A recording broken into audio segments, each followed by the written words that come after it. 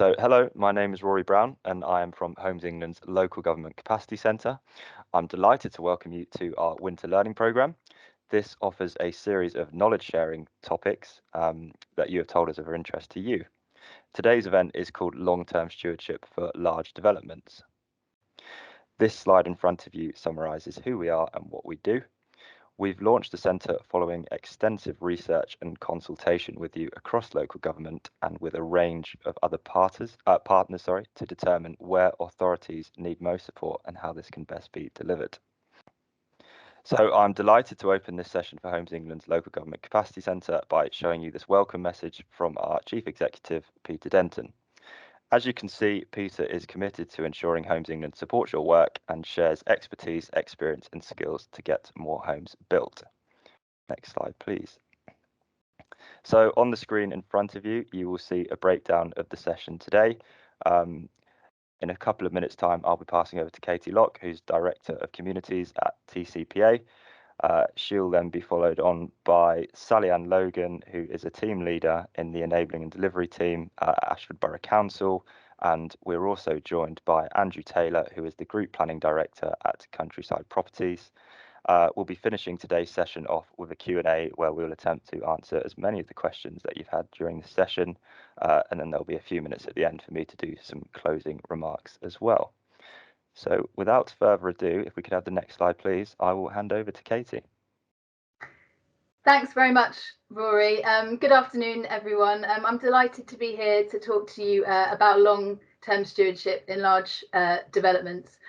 I'm going to start off the session by covering the nuts and bolts of some of the key issues around the stewardship of place. And now this is an introductory session to what is a complex issue, but we hope that by the end of this session, we'll have enthused you about why the stewardship project is important, have given you a sense of the scope of opportunity and challenges around this.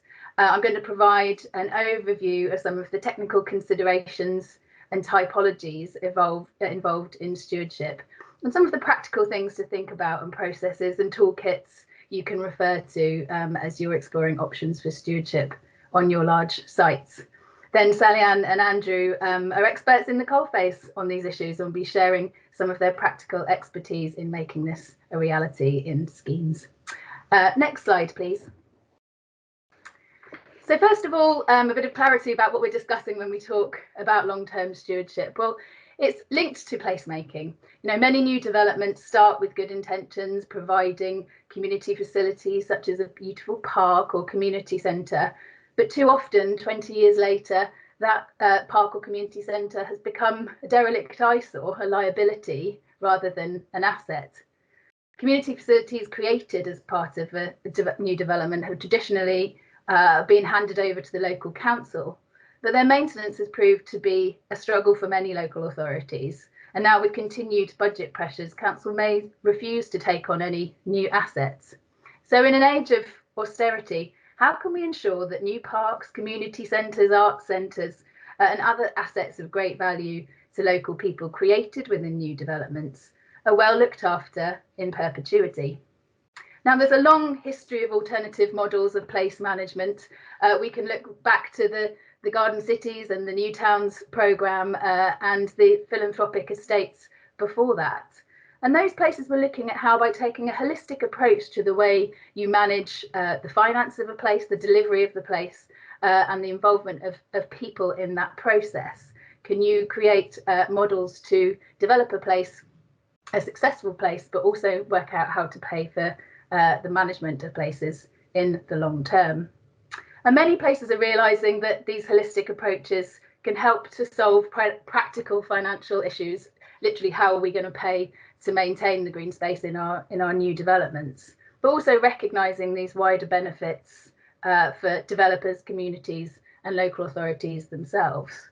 Councils can avoid some of the liabilities of paying for the upkeep of these things and provide and if take on the service provision themselves, it can be a profitable enterprise in itself. For developers, it can provide confidence and added value in the projects themselves, creating better places to market and added value for the projects in the long term. But most importantly, for communities. New and existing residents in developments have better facilities in the long term and opportunities to be involved in the governance of the place. Next slide, please. Now, all of these approaches require an alignment of policy, finance, governance and political will. It is a complex issue, but it's something that is gaining significant political and momentum in policy and legislation. And the TCPA has been involved in campaigning for a new generation of garden cities and the Garden City Principles, and long-term stewardship is a really important part of that model. In particular, since the Garden City Principles were referenced in national policy in 2012, the issue of stewardship has appeared in subsequent policy legislation and guidance. This provides a really important hook for councils and delivery partners to require and deliver long-term stewardship in their large developments. You can see some of those listed here with the NPPF. The new model design code includes a requirement around lifespan. There's a legacy and stewardship element to Homes England garden community qualities. And emerging legal requirements for environmental management are themselves adding additional challenges and opportunities to manage and pay for community assets. The Environment Act is one example, and requirements around biodiversity net gain. Next slide, please. Now, we are here talking about large developments today, and that doesn't necessarily mean new communities. It can mean projects at all scales. And the opportunities for stewardship are applicable at a range of scales and development contexts. It's just that the suitable model and approaches vary depending on specific circumstances. For example, models such as community-led housing, community land trusts tend to be available on smaller scale sites. We're actually doing some research to look at how you can upscale those, and more common on smaller regeneration sites, while larger sites such as new communities, urban extensions, and the like do offer specific opportunities to think holistically about the way a place will be delivered, and specific opportunities in relation to managing land, finance and governance to embed opportunities for stewardship at an early stage. There are a range of tried and tested ways of funding and managing community assets for the long term, including generating income by trading goods and services from property portfolios, securing income from charitable grants or through financial incentives such as package of community rights attached to the Localism Act if you're talking about a community-led model of stewardship. Some developers will want to hand the community assets of a newly built place over to a trust or charity. Others will want to remain involved in the place for many years or in perpetuity. And what we found working with local authorities is, because this is a complex process involving many aspects of place management, policy, delivery, and finance, there's a real desire to have a clear-cut process and a clear model for each types of development. But it's really clear that there is no one-size-fits-all model for stewardship. The right model and approach will vary depending on all aspects of your project, and we'll touch on that more in a moment. Now, the following slides outline some of the types of assets that might be managed and some of the legal and organisational models that they might encounter. That's to give you a bit of a flavour for us to explore the detail later on. Next slide, please. So it's poll time. I haven't done one of these before.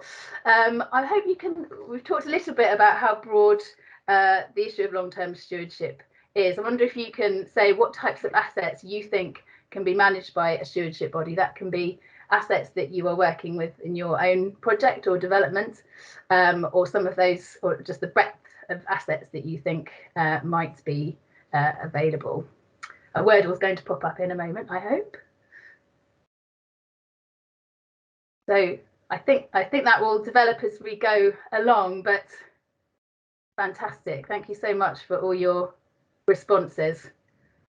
The Wordle is going mad, but unexpectedly open space is right there in the middle of those answers. We've got open space, we've got community buildings, we've got SUDs, we've got play areas, community assets, community halls, public halls and allotments, and I won't go through the rest. What's interesting is that the word community has just overtaken open space there. Now, what I was hoping, as you have done, is highlighted, actually, although many local authorities come to the conversation about stewardship because they want to understand how public open space will be managed, there's actually a broad range of assets that can be managed by stewardship bodies. Next slide, please. Now, as I mentioned, there's a broad range of assets beyond green space management, which can be managed by a stewardship body. For green infrastructure, for example, most local authorities are now, as you know, are no longer able to fund maintenance in perpetuity, let alone to a standard that they would hope to, and so therefore reluctant to adopt these areas. In these cases, there are three options. You can either transfer a cash sum to the local parish council, who will have to raise a rate to manage the burden of the space in perpetuity. You can transfer with no cash to a management company chosen or owned by the developer with the right to levy a service charge or unidentified properties, or transfer to a locally based, accountable, not-for-profit charity with an endowment sufficient to enable high quality management in perpetuity. Those are three broad options, and we'll talk in a moment how there are many different aspects in relation to each of those. But in fact, large developments include a broad range of assets which are suitable for adoption or management by a stewardship body. Now, this slide, all of this information, slides will be made available to you, and the details of this are set out in DCPH stewardship guidance as well. But this slide outlines some of those assets which may benefit from a long-term stewardship approach. And it's likely that in large developments, there's going to be a portfolio of different types of assets and management approaches within that. And in fact, looking at this, you have housing, and many housing associations have been invited to these sessions as well. That is a form of stewardship in itself. We talked about green infrastructure. Community hubs are really important assets in large developments, and something that providing early on is really important for successful stewardship and place management. And you can see the others there as well.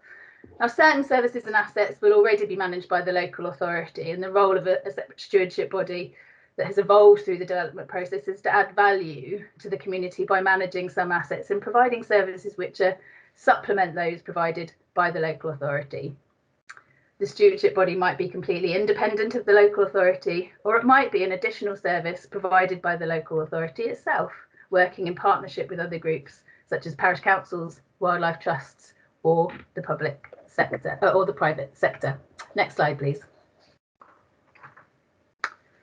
And again, stewardship bodies can take many forms, and the suitable arrangements will vary from place to place and will depend on their function, the assets that are to be managed, and the types of finance arrangements that are needed. There may be more than one stewardship body managing different assets or providing different services in a development. And the most appropriate model might change over time as the functions and activities of the stewardship body develop. And for example, for a new community, as it progresses through the stages of project delivery. Now, some of the most common types of stewardship body are listed here. Several are legal entities in their own right, for example, community interest companies, while some, such as community land trusts, can adopt a number of different legal forms, depending on the activities they're undertaking and what the organisation is aiming to achieve. Also, it's important to recognise for large developments, it's possible there may be existing stewardship bodies present on a site which need to be considered when you're exploring what your options are. I'll just touch briefly before moving on the first one on that list, which is management companies. Now, in recent years, management companies have been the favoured option for developers when it comes to managing public green space and other assets in large developments. A covenant is put on properties to levy a service charge for the maintenance of shared public areas and green space. And this is a simple approach, and one of the reasons it's been popular. But through our research and others, it's been highlighted there are a few challenges with some management organisations. In some cases, residents are faced with paying two charges in perpetuity, one for the maintenance and management of the immediate private shared space, another for public green space, and sometimes for community assets as well. Another issue that's been raised is the fact that management standards and fee levels can be potential causes of dispute, even more so when the private space is provided as part of the development. People get proprietorial about it and don't and feel like they don't want other people to use the space that they have paid for.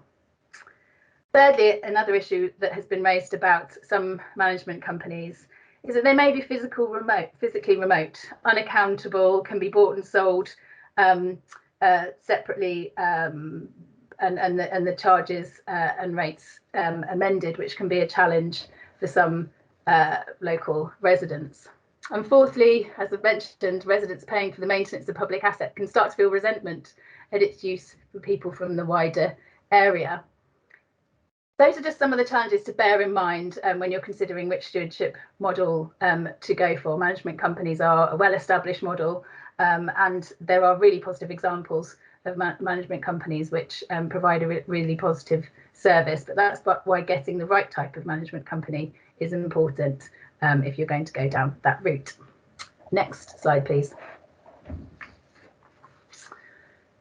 To maximise the benefits of adopting a stewardship body approach, for example, to undertake income generating activities or to gain certain types of funding, it's necessary to set the body up as a business.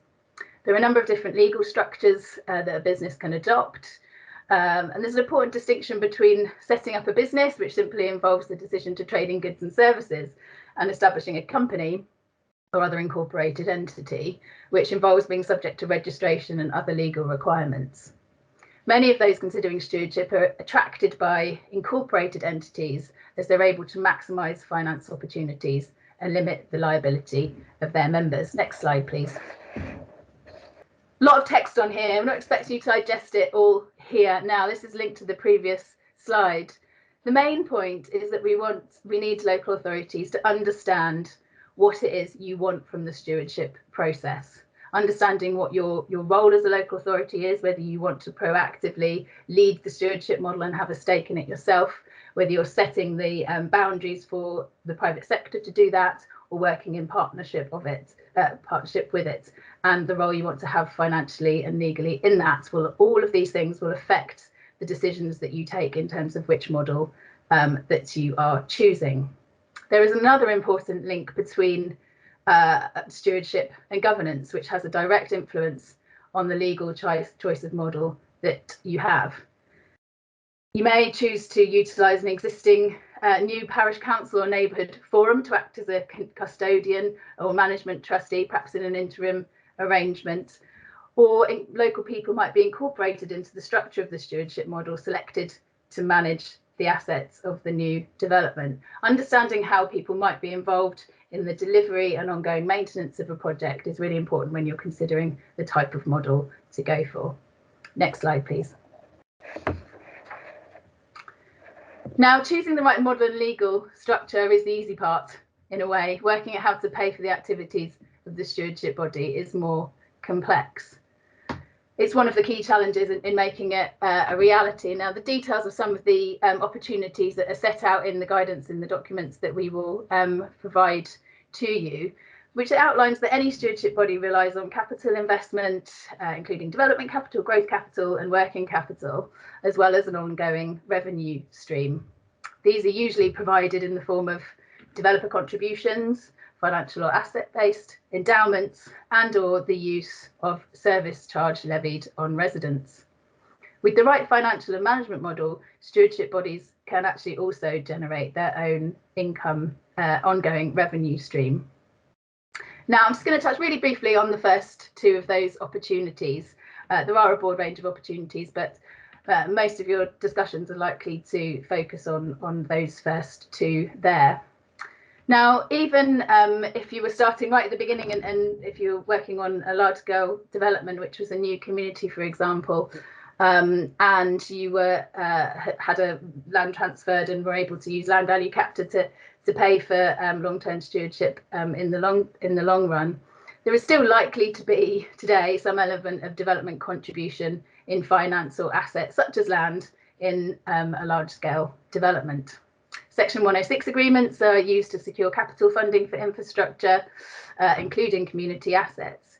Local authorities can require that revenue funding for the ongoing management of community assets is also provided. This could be in the form of a cash endowment or an endowment of land or property portfolio. this source of revenue funding relies on specific negotiation really early in the development process. A successful scheme that includes adequate resources for long-term stewardship is only possible if the local authority, landowners and developers with interest in the land have agreed a robust appraisal of the financial viability of the scheme, where there's a strong local plan policy in place which specifies what's required in terms of stewardship on a site or within a local plan area, and or an inclusion of a policy on long-term stewardship in a community infrastructure levy charging schedule. Viability calculations can take account of these requirements at an early stage. The fact is, quite often in that ideal world does not exist, and people are coming to this process later on. Where this is not the case, which does account for the majority of schemes, then resources for stewardship are more likely to come from developer contributions. Now, forward-thinking developers and house builders recognise the benefits of investing in the stewardship of place as part of a longer-term approach to viability. If stewardship requirements are implemented too late by the council in the process, it's harder for the developer to meet these costs. And one of the challenges many places are facing is how to accurately calculate stewardship requirements as part of the viability assessment. Service charges are the other core option, and some of the challenges around those I think we will touch on the case studies. They can be levied at a number of levels, and there are real challenges with some of those in terms of setting the right rate for those, and issues if there's requirements to change those service charge levels later on. Next slide, please. I'm going to move on because I want to make sure we sufficiently keep to time. So all of the information that I've mentioned so far is available on the guidance documents that we will send to you. And there's a lot of information there, but how do you understand what the right stewardship model is for you? Now, there are many things to consider in this process, and it requires detailed work and resources. But some of the first things you need to think about are these core considerations about taking stock about where you are in the process and what this means for the development. The planning and delivery status of the development is one of those core aspects to consider. Often we talk to local authorities who are really enthused about the stewardship project and understanding how it can benefit their projects. So we want our large development to be the new Letchworth. But they're quite far down the process. The land deals have been done. There's draft Section 106 agreements. It's frankly too late in the process to achieve perhaps the comprehensive model that they might like. But there is always opportunity to implement some form of model. And it's recognising where you are in the process is really important to understand what those opportunities are. As I mentioned before, whether there is reference in planning policy directly affects some of the opportunities and the viability calculations around that. The landowners, whether there are multiple landowners, whether the council has a landowning stake in the development, who the master developer is, what their long-term model and financial model is, whether they want to retain a stake in the development or not. As I mentioned before, the desired role of the local authority, whether they want to have a proactive role or set the parameters for what others might do on large developments in their area. Understanding existing management arrangements affecting the site, existing provision of assets and services. And as I mentioned previously as well, about governance. What are the governance arrangements for the delivery vehicle for the large development? What are the existing governance arrangements in terms of parish councils, for example? What is the desired governance structure for the large development later on? All of these things are practical considerations that you need to think about upfront when you're considering what stewardship model might be right for you. Next slide, please. Now, making it happen, how do you integrate this with planning and delivery processes? We've outlined some of the opportunities and key considerations so far. This diagram here, sorry, the writing is so small, but again, it's available on our website. And we've attempted to show how the considerations of stewardship might relate to different stages in the planning and delivery process. And you can see down the side, community participation and engagement relates to all aspects of that, should be fully integrated. There is no one-size-fits-all model, but some of the recommendations that we need to consider are making sure that it's a front-loaded process. Have the conversation as early as possible to take full advantage of the opportunities in relation to stewardship, embedding it in local plan policy and design code, which is now a hook to consider those legacy aspirations, linking it to public engagement, delivery and governance, making sure you're developing the evidence analysis of need and provision, providing a robust but flexible financial framework to inform decision making and development, and to provide clarity for all partners involved, and making sure you've got a step-by-step approach with a long-term strategic vision. I won't go through them now so that we can keep to time, but one of the links we'll send you is to the Homes England Garden Communities Toolkit, which has some really useful checklists on what to consider when you're thinking about your approach to stewardship. I've touched on some of them through my presentation so far, but there's some great downloadable checklists which I recommend checking out there as well. Next slide, please. Now, there's a lot of information to digest there and technical things, but I hope I've given you a bit of a flavour of some of the things that you need to consider when you're exploring what the right stewardship model is on your site. These key lessons here hopefully give you a flavour of what to do next. Now, one of the key lessons we've drawn from our research and talking to local authorities is that point about taking stock. Where are you on the project in the process? How might this affect what is possible in terms of stewardship? Do be ambitious, but do be realistic and honest about what might be possible for this project. Clarify what you as a local authority want from the process. How involved do you want to be, and are the outcomes financial, or is it about better placemaking, or both? And make a corporate commitment to that outcome, whatever it is. Making sure you invest in the process. This, as we said, these processes require a dedicated team and the right skills to do that options assessment, to understand the right processes and to negotiate as well. Create an evidence base and become an informed client. There is an emerging body of resources, guidance, checklists and toolkits from TCPA, from Homes England, from other bodies as well. And there's lots of resources out there, and we hope that you as local authorities will make the most of those to build your skills in-house, taking advantage of any available funding to do so, getting the expert help where needed, but becoming an informed client first. Making sure you've got a collaborative and transparent process for all stakeholders involved, and that's everyone from existing communities to the private sector delivery partners. Clarity for all throughout the process is really, really important. Share your experience and learn from others. This is an evolve, although the issue of stewardship goes back over 100 years, it is an evolving practice, and places are trying and testing some of these approaches right now, and we're trying to learn from one another. TCPA, Homes England and others have groups and forums to talk about this. I hope you will join those. And finally, just leave you on the point about legacy. It's a long-term project. It requires this investment of resources and expertise, but the benefits really are widespread for all involved and long-lasting and something to be proud of. So I will end it there and pass over to Sally-Ann Logan at Ashford Borough Council and Andrew, who will take you through some of the details in practice. Thank you, Katie.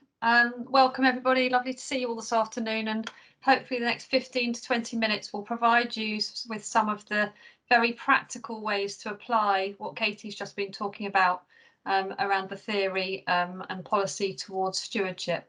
If I can have the next slide, please. So I'm Sally-Ann Logan, I work for Ashford Borough Council, and I've been involved in the Chelmsford Green development for about 8 years now. In total, about 15 years involvement in the evolution of the Chelmsford Green development, which is part of the South of Ashford Garden Community.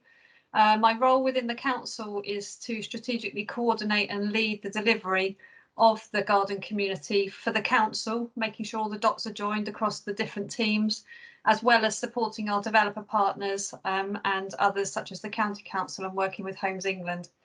I also run the stewardship body at Chelmsford Green. I'm the chief executive of that stewardship body through a contract between the council and the stewardship body. So I kind of bring both sides of the story, as well as having been involved since the early planning days too. So hopefully lots of lessons for you to learn from me today. Next slide, please. So we're just going to pause a little. Katie's spoken about some of this already, about operating models. Hopefully the poll is going to appear in the chat. If you can just take a moment to think about what you think the best operating model is for a stewardship body. Limited company, limited liability partnership, charity, CIC, management company, local authority adoption, or other. I'm interested to hear what other options you might have, if you can post them in the chat. So I can see the results coming in so far. We've got community interest company, management company, local authority adoption, all having strong responses. Community interest company is now sort of taking over. Interesting, very interesting. Okay, so it looks like we've got 3/4 of the responses now. Looks like community interest company appears to be the favoured option. The truth is, there is no right answer to this question. It's what works for your locality and the demands of your community, the local authority, the developers. It's the model that works best for you. And if you follow the toolkit, some of the toolkit processes that Katie's talked about, that should lead you to a solution that fits your site and gives you the best long-term outcomes for your development. So hopefully that's just a helpful bit of context and thought-provoking context. Next slide, please. So I'm going to talk for the next 15 minutes or so specifically about our experiences at the South of Ashford Garden community and how we've taken the project's progress from planning stage right the way through now into delivery.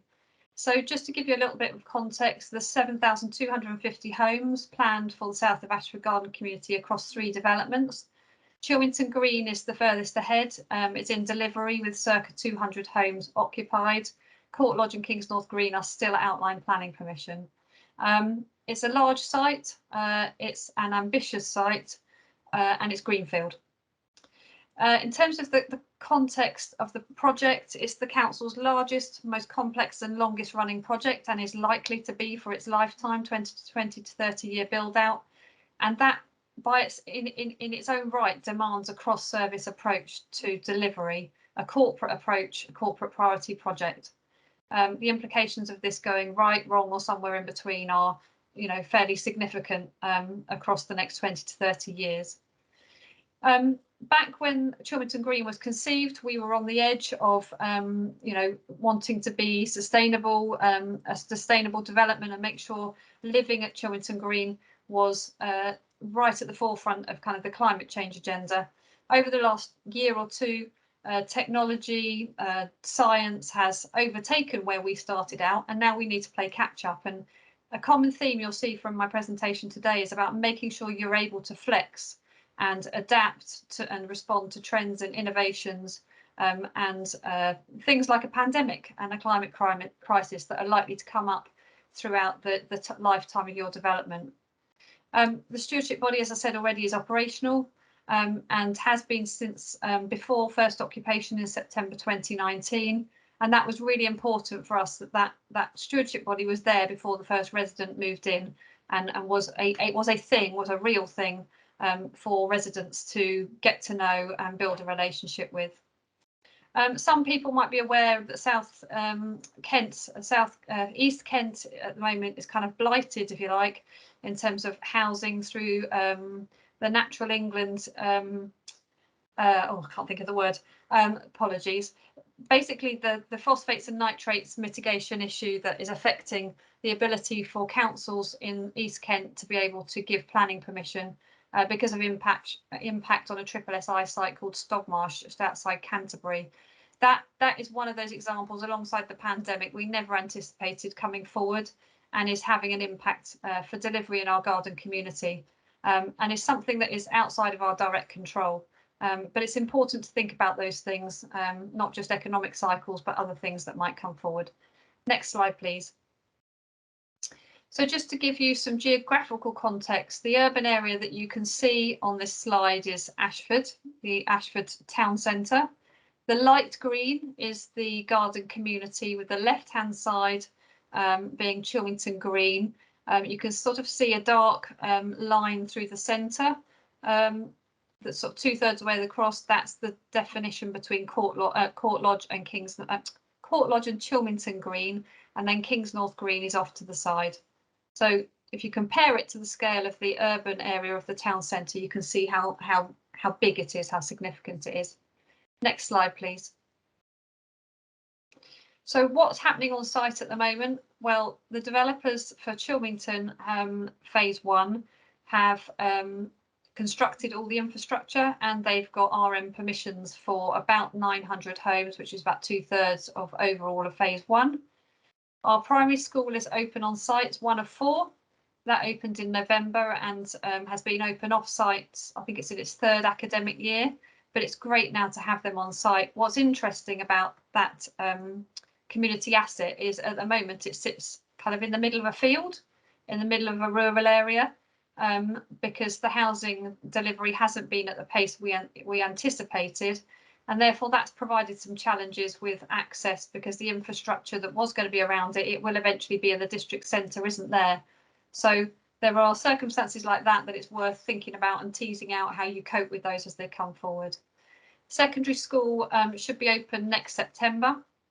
Planning application is in, and that's I think the first carbon zero secondary school in the country. Is a pilot of 2 or 3 that the DFE are trying to bring forward. So we're really excited to have that coming forward and be part of that pilot with the DFE. We've got 3 active developers.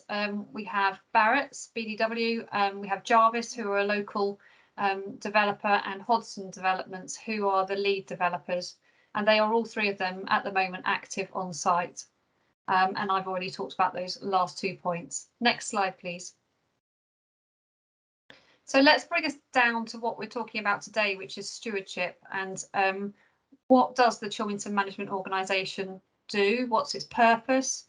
How do we frame where it operates and what it does versus what a parish council might do, the borough council, the county council?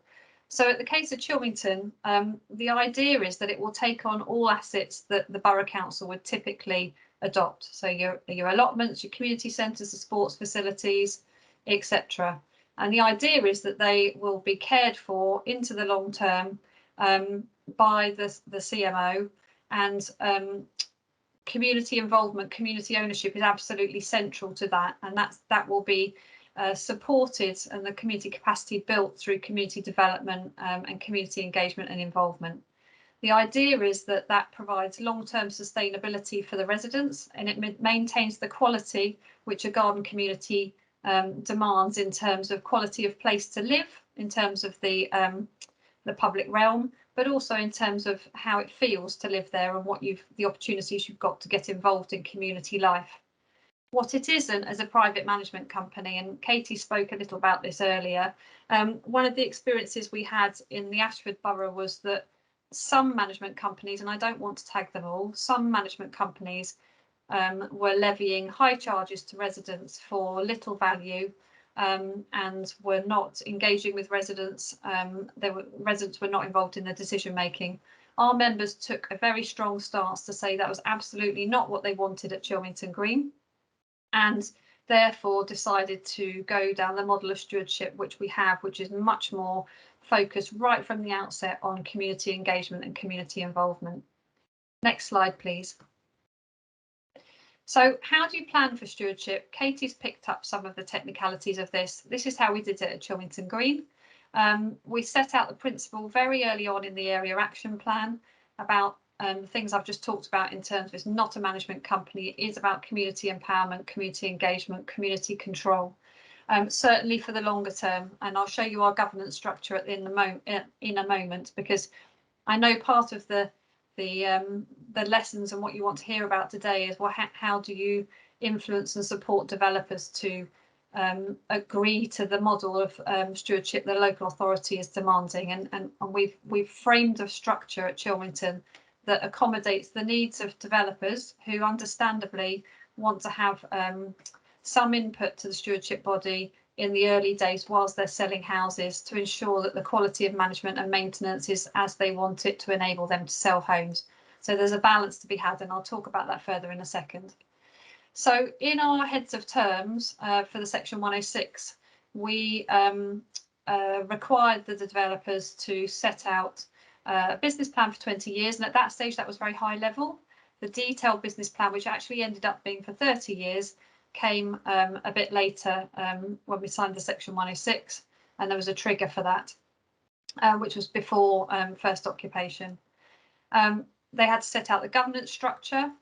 We had to, the developers had to set up a partnership working group, which was almost a mirror of the final governance that we ended up with, but helped to ensure that the developers had the support of the parish council, the local authority, community groups in shaping the governance structure to be representative and include the engagement of the community right from the outset.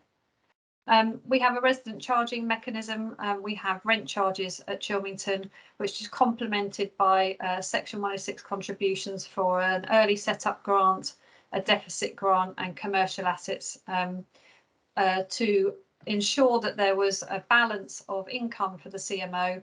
It's not totally dependent on resident charging. And a great example of that is our housing hasn't been delivered at the pace we thought it would, and therefore the income from rent charge deeds is not as significant as we had thought it would be at this stage in the development.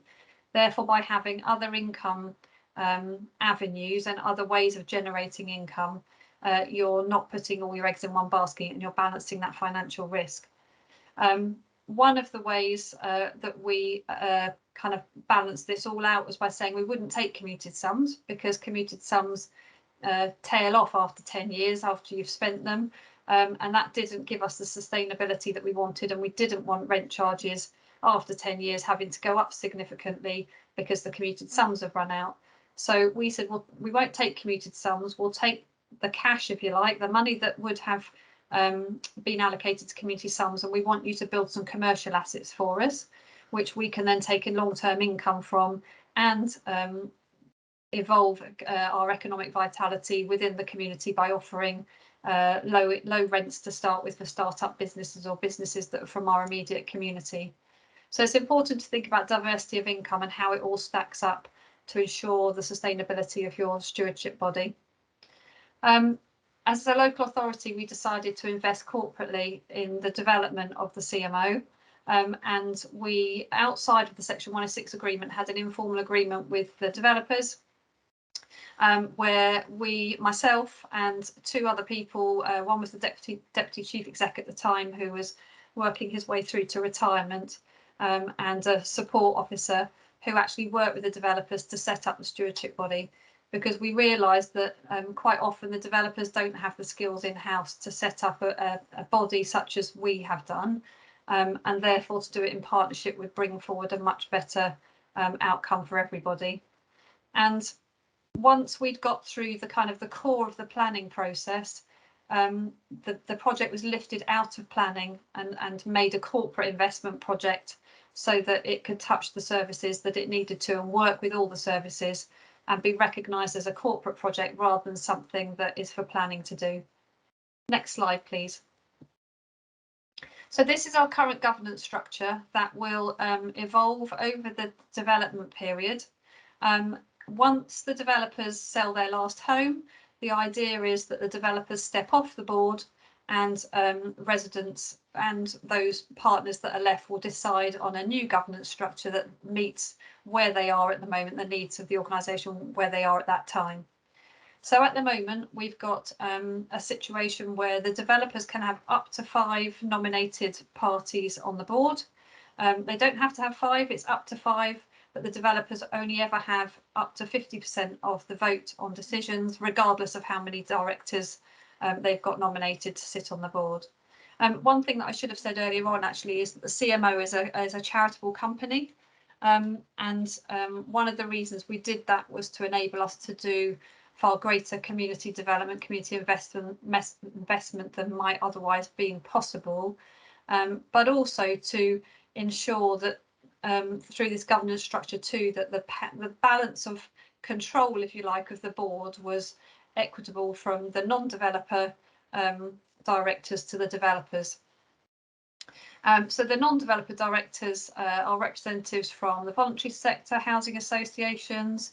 We're just literally, I'm really excited that we're just in the process of appointing our first resident director, and that person will sit on the board and act in the best interests of the charity whilst they're at the board, but they are likely to be the main filter and focus for the residents to make contact with the CMO and raise any concerns, get involved with community projects through that director. Needless to say, every director has a role in listening and speaking with residents and representing their views on the board. But it's likely that resident director will will almost be the funnel for that. And then you've got 2 local authority director trustees. So we've got a really good balance between those who are active in the community and local authority versus the developers who clearly have, you know, a need and a requirement to be involved and make sure that it all goes right for the time that they're building out. We then have non-voting observers, which you can see around the edge, parish councils, independent experts and private and social tenant reps.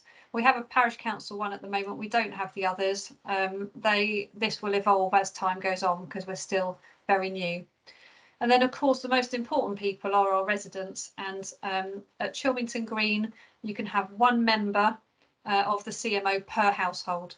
And they are the ones that vote on the AGM, special meetings. And in the future, we'll be able to vote the resident directors as they come onto the board. And by the end of the development, there'll be 5 resident directors, 1 for each phase, plus an additional 1 in phase 1. Next slide, please. I realise I'm running out of time and I'm rattling through this. So if anyone wants to ask me any questions after today, please feel free to contact me. So very broadly, the functions of the CMO fall into 4 camps. Eventually, we hope to commission grounds maintenance management and open space management in-house. At the moment, we don't because we don't have quantum of land to make that worthwhile. There are VAT reasons as well as to why we haven't got an in-house team at the moment. So we're just about to take on our first bits of land and they will be procured to a local landscaping company. We obviously have a financial management function around collecting the estate rent charge money, and we hope to raise income through grant giving, given the charitable status of the organisation. At the moment, we have RMG, who are a estate management company provider supporting the collection of the estate rent charge. They will also be managing the open space on behalf of the CMO for the early years as well, in terms of the contracting and the legal obligations around managing rent charges and estate management. That's quite a complex area. I think it'd be quite unusual for a local authority to have that experience. So the CMO has brought it in to make sure that we follow the legislation closely and stick to things like the ARMA code, which is the best practice code for estate management companies. Asset management goes without saying. We're going to be taking on lots of assets and we need to look after them and care for them and make them accessible to the community. And most importantly for me, because this is my background, is about making sure that we have the right infrastructure and the place right, the quality of the place, but how do we make people who live there feel valued, welcome, engaged, etc. So there's a whole area of community development and capacity building that is so important to making garden communities a success. Next slide, please. So I've talked a little bit about the kind of model to the CMO. The ultimate aim is that it'll have long-term financial sustainability, and that will be without in the future any public sector or developer input, funding input post build completion. So within our section 106, there's a spectrum of trigger points where different sums of money or assets come in that underpin the financial sustainability. And there's kind of 3 or 4 pillars, being the rent charge deed income, charitable income, deficit grant in the early days, the setup grant, which was first off, and then the commercial income, which comes kind of later on, but hopefully will be very much an underpinning element to the CMO's finances. I've talked about the endowments to the CMO, so next slide, please. So to delve into a little bit more detail about our rent charges, at Chelmsford Green we have 3 rent charges, and I don't suggest to anybody in this room that you have the same model as us in this sense in terms of 3 rent charges. Very complex to manage, appeared through an unfortunate late in the day circumstance that hadn't been covered earlier on in the Section 106 agreements, and is now something that we're looking to exit from and consolidate 3 rent charge deeds into one.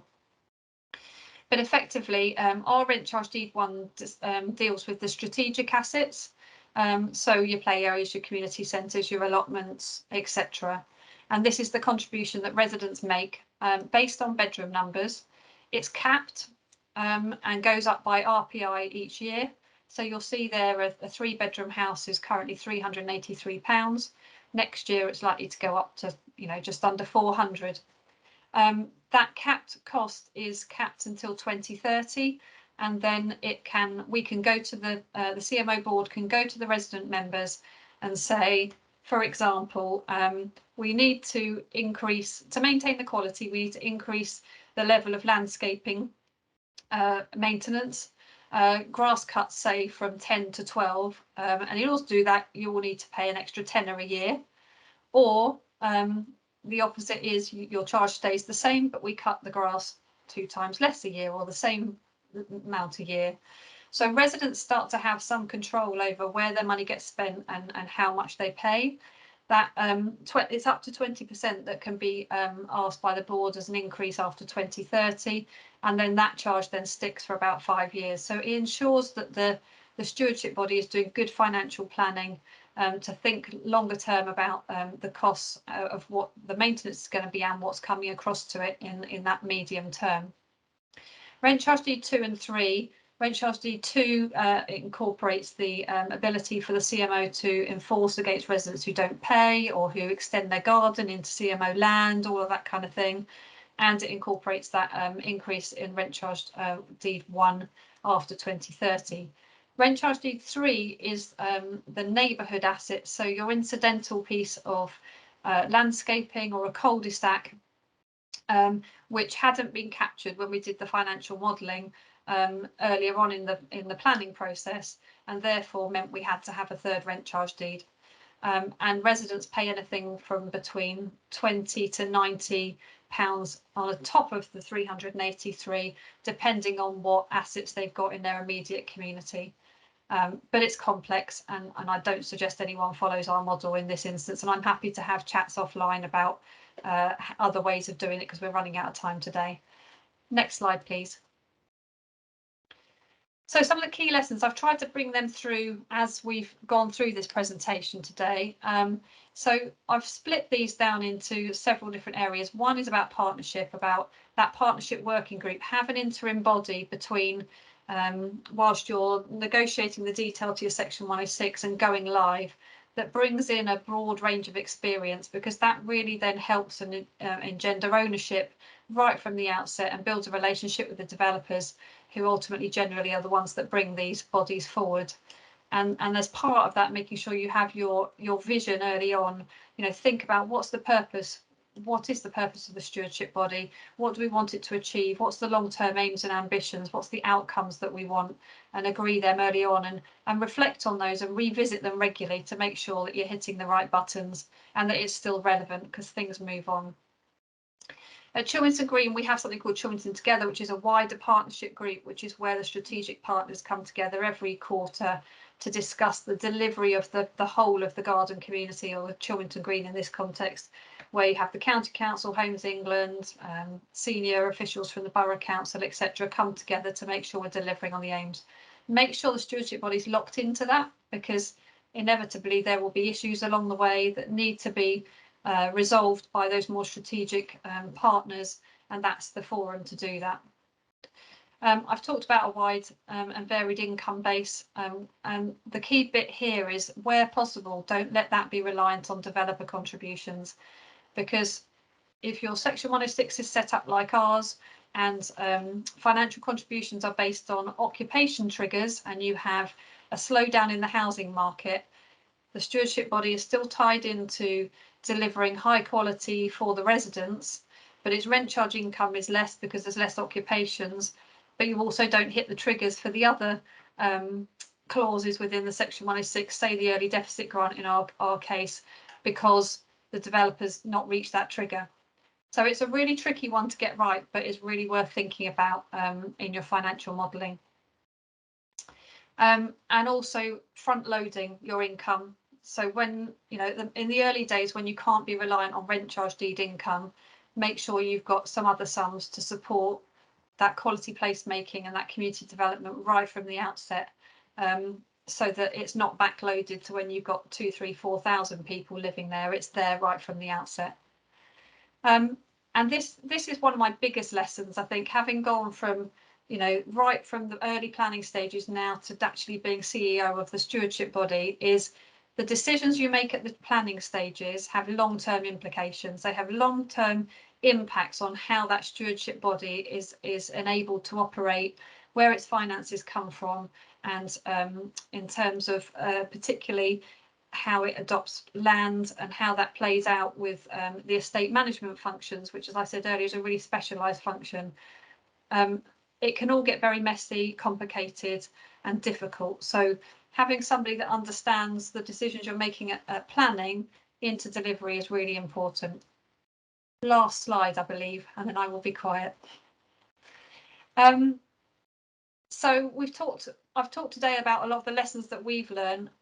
There's a balance to be struck between having such a level of detail in the Section 106 that you pin your sail to the mast, but there's no flexibility to adapt to change, whether that's innovations, pandemics, nutrient mitigation, whatever it is. There's bound to be more things over the next 20, 30 years. So it's about finding a way that you have flexibility in your Section 106 to adapt to those things. One of the things that we've done around our stewardship body is around where the developer wanted further control over some aspects of the stewardship body's function but couldn't have it through the governance structure, is having side contracts, and ours is called the framework agreement, and that's where the stewardship body can't take decisions about things like reducing the level of maintenance for landscaping, for example, without the agreement of the framework agreement parties. And that was a real way that we were able to give the developers comfort that they could have some level of control over the things that were really important to them, but still enabled our board and our residents to be able to drive forward with the rest of the agenda, which was generally more of the interests of the local authority. I've talked about the rent charge deeds. I've talked about early set-up grants. This is something that we didn't do and is a lesson learned. I've talked about the complexity of the delivery of the rent charge deed process, and that goes right from the developers applying the rent charge as restrictions on title when they're registering the plots, right the way through to resales, and how that process works in the conveyancing world, and making sure that developers and the local authority and the stewardship body understand that right from the outset. So again, it's not made over complicated, but through the process that you apply, you're safeguarding the interests of the stewardship body. And one of the things we're just starting to evolve now is a developer pack. So as new developers come in, it's explicit about the process that's employed at Chilmington Green and how that needs to work to safeguard the relative parties through that process. I think that's me. It is. Thank you very much. Thanks, Sally Ann, and I'm going to take over now. So Andrew Taylor, Group Planning Director for Countryside. Next slide, please. And I'm going to take you through, definitely from a developer's perspective, looking at lessons from a private sector, some of the key thought processes we go through, and hopefully picking up a couple of the questions that people have picked up as well. On the next slide, we've just got a few headlines in relation to Countryside to put it in perspective. So we have a range of different sites across the country, from 50 homes to about 9,000, so a wide range. And obviously I'm focusing on the larger ones, but I've picked 2 schemes as examples which are quite different: an urban regeneration site in London, and a garden community in Essex, and using those as part of the case study for on the stewardship. And I am coming from it, on that last bullet point there, from the point of view of placemaking and placekeeping. Countryside has a long-standing commitment to that, so do appreciate that that's the position I'm coming from, which is not necessarily the position that every developer adopts. Next slide, please. We've focused on long-term stewardship, obviously, for this this session, because that's the theme. But it's part of that broader range of issues that are as equally important. 6 key issues there. But it is up there in terms of all these, whether that's the leadership from the local authority, the councillors, the engagement with the local community that lots of the questions have spoken about, the engagement with future residents and how we ensure that happens, the capacity within local government. All these are key issues for delivery of the community. But equal and upfront and as part of that early discussion is that long-term stewardship. And on the next slide, I've got some key themes from our perspective. A few questions are picked up about when to think about it, and I've got experience of councils coming actually after consent has been granted and say, we've now thought about a wonderful idea we'd like to do. It's like, well, that is far too late, unfortunately. As soon as we start getting a site and looking at it in detail, we are thinking about the end goal, effectively our exit strategy. What is the community going to look like in 5, 10, 15, 20 years, whatever the scale of that development? We are not going to be there, and it's interesting, some of the discussion, we are there throughout the development process. We need to ensure we've set something up so when we walk away, the community continues to flourish and develop long after we've gone, because we are the developer, we are not that long-term guardian. So therefore it's vital to set it up and think about it at a really early stage. So this is before a local plan allocation. As part of our promotion prospects for sites, we will be thinking about it. We will include details of stewardship as part of our promotion. And it's at that time that councils have to consider the approach they want to take, think about policies, thinking about viability. It's going to be included in the viability assessment and all those sorts of things to make sure that it's a coherent approach that is going to be durable. And that third point there, we are all looking collectively from all our different perspectives, whether that's landowner, whether that's developer, whether that's local council or residents, about that long-term quality and durability. We all want to create those successful communities and be proud of what we've done wherever we're coming from, and that's therefore important. Now that goes back to the design we're looking at, the design of the places we create, but then also the management and about how we're looking at the design. So I've picked up about the public health and well-being. Getting people up and active and out and using this area actually will help them feel far more engaged and far more willing to pay for it, as some of the chat's been talking about, but actually engaged in perhaps some of the management, perhaps some of the thought about how the place will develop and change. But stewardship is not about, as that picture on the top right shows, it's not just about cutting the grass. It's about the community engagement. It's about getting communities and families and different people together, out, active, whether that's health walks, whether that's Easter egg hunts, whether that's allotments or community gardens. But all this is part of that broader stewardship of place. Next slide, please. So from a developer's point of view, there's 3 key things. The first one is that clarity and certainty of approach. As I said, we are looking at making a decision early on. What we hate is uncertainty and a lack of clarity or changes of decision. So we will start to build our approach earlier. We obviously have preferred views, and it's interesting some of the thoughts that have had in the previous questions, polls that we've had. We obviously have preferred views as to our approach, but it needs to be sorted out, as I said there, prior to allocation, certainly prior to the planning application submission.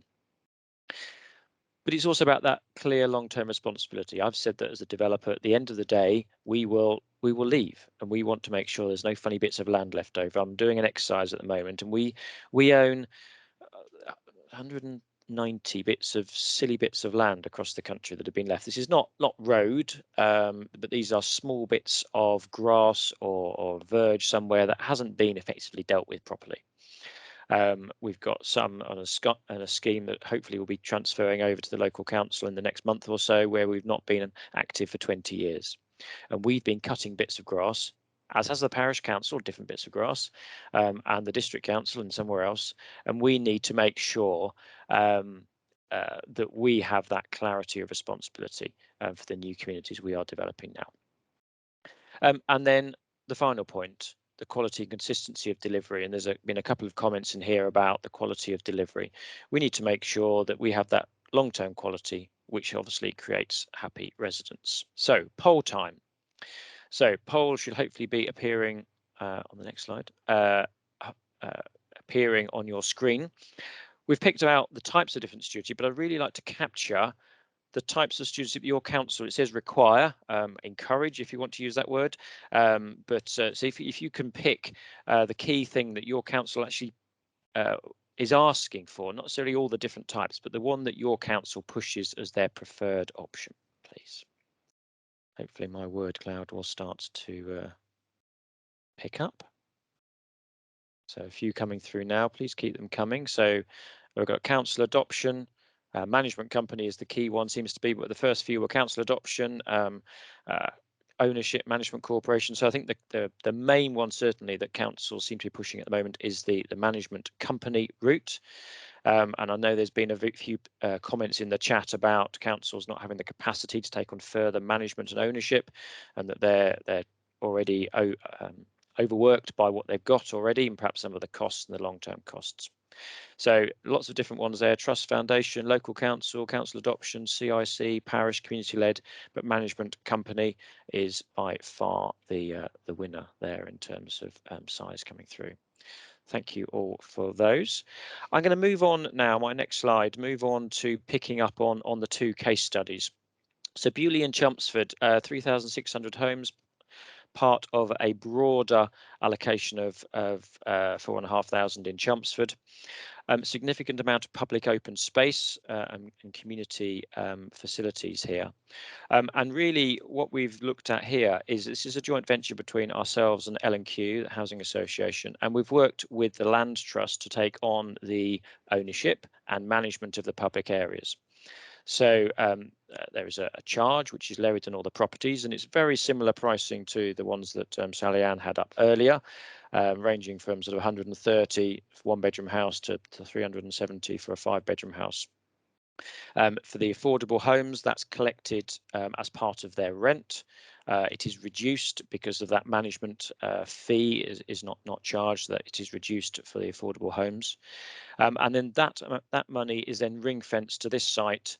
It's held to ensure the ongoing maintenance. But picking up on one of the points that Sally Ann said in terms of the management, the upfront costs, we bear all the costs in the interim as a developer until such time as that there is sufficient income coming in from the residents to cover the cost of the outgoings. Can I go on? The slides are going. Can I go into the next two slides, please? One more. So the master plan will come out to you, so you'll be able to see that. But here on this land trust model, we have clear ownership at the end of the day. We've either got private ownership and housing association, we have the county adoption for roads or footpath cycleways, and then everything else goes to the land trust. There was a question there about who to ring, and for here we have quite a clear certainty about who it is, and that clarity of ownership and responsibility is really important. They take on in perpetuity ownership. And obviously this is then committed to that community to deliver for them. They have that guaranteed income stream to cover the expense and also for investment in future upgrades as well. But it's not just about the cutting the grass, it's about the community development and engagement as part of that relationship. But key to us is they have a contractual relationship with us, and they have responsibilities for to us as well to maintain to the high level that we want to see the development maintained to. But ongoing, they have that clear lines of accountability and development to the residents. Next slide, please. So a different model in Ealing, redevelopment of estate regeneration, happens to be L&Q as our partner here, but there are other partners. Significant redevelopment here, and a lot of this is about the community development as well, perhaps more so than cutting the grass, because we have a significant amount of number of communities on here, moving people around, moving homes around. So if you go on to the next slide. So actually, a lot of the focus here is about the ongoing community development, the creation of the community hub, and that the ongoing management of the open spaces between, but actually a slightly different area of community.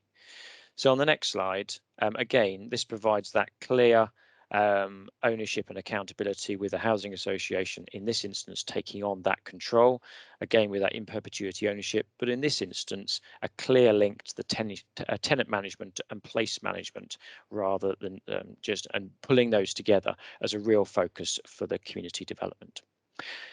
And on my last slide, just my concluding points, and I've covered these already, but just a couple of other things to pick up. It's really important it's coherent across the whole site. You do not want different phases to have a different approach, and it needs to be relevant to your individual site. None of our sites are exactly the same. You can't have a standard approach. You all need to be taking the local accountability and the local issues into account. I'm going to hand over to Rory now, and then we're going to have a time for questions and discussion. Brilliant. Thank you so much for that, Andrew. So thank you to Katie, Sally-Ann and Andrew for a really insightful and a highly engaging session. The last part of this session, I'm very conscious of time. We've got just under 10 minutes or so to do a very quick Q&A. I want to try and get as many of those questions that were potentially unanswered as possible.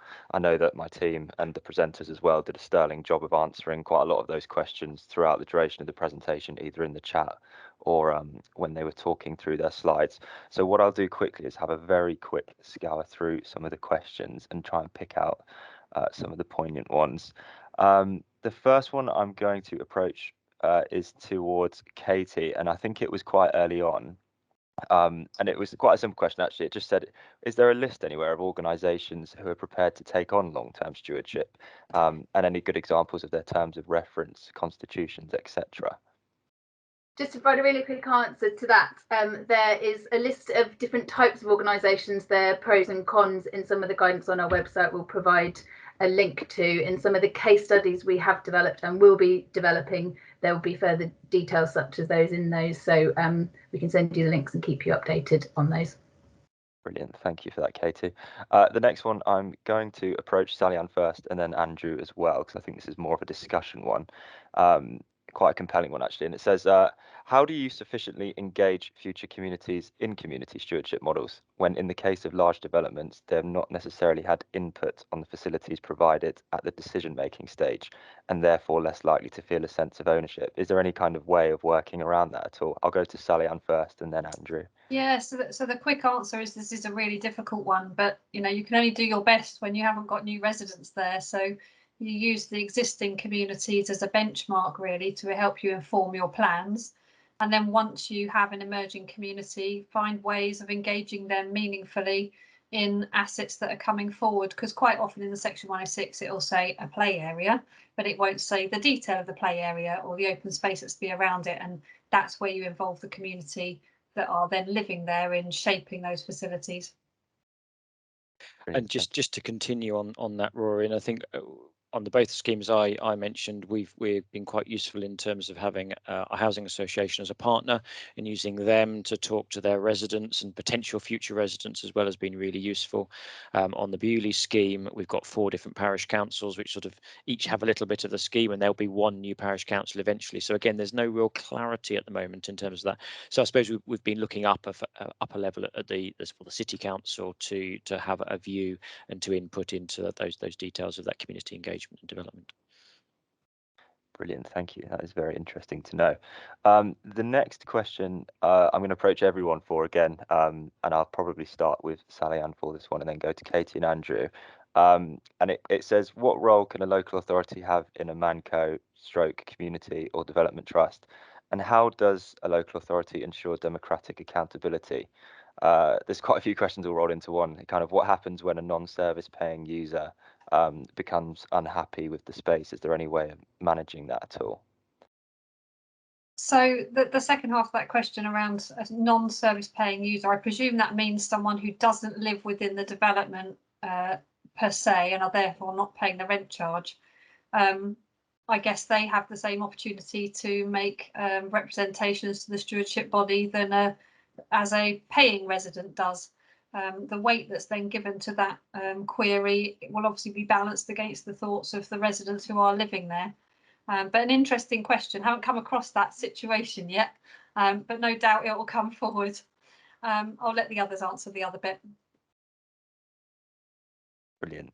If we go to Katie first for that first bit about what role maybe could a local authority have within a ManCo or development trust, and how can an LA ensure democratic accountability? Sure. Maybe taking the first part of that. There are lots of different models available depending on what role the local authority wishes to play. I'm trying to think of some sort of specific examples. One of the ones to look at, and it's unique in the way it was set up, but the Parks Trust in Milton Keynes, which manages green infrastructure in MK. And in fact, I put in the chat they've been working hard on how to embed requirements in their local plan policy for that, but they're working in direct partnership with Milton Keynes Council, who have jointly provided actually a member of staff who sits within the Parks Trust Milton Keynes specifically to help negotiate with developers on the stewardship issues. So there's that sort of direct partnership there is one useful example. And on the management companies, it's about really providing the requirements and the standards that they're going to provide. But there are a number of different examples. I'll just touch on those, but we can share some others too. So from my perspective, I mean, I think that there's very little chance normally of councils being involved in a management company in terms of that formal setup. They are set up and structured in such a way. The way that we've done it in terms of Bewley, certainly we have an oversight committee which has councillors on and residents on, which helps to have that democratic input.